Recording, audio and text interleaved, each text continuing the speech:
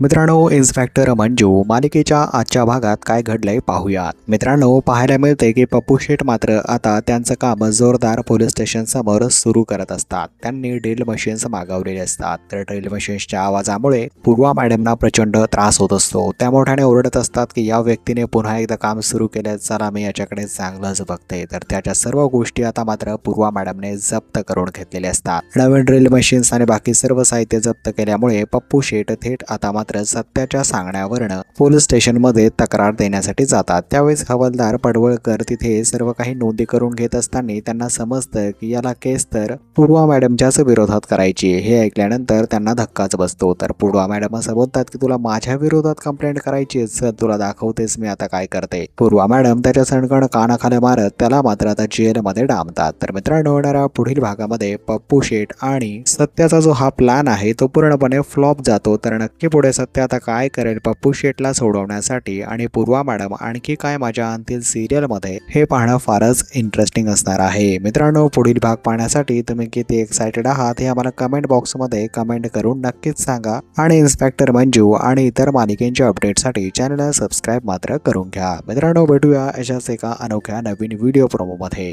धन्यवाद.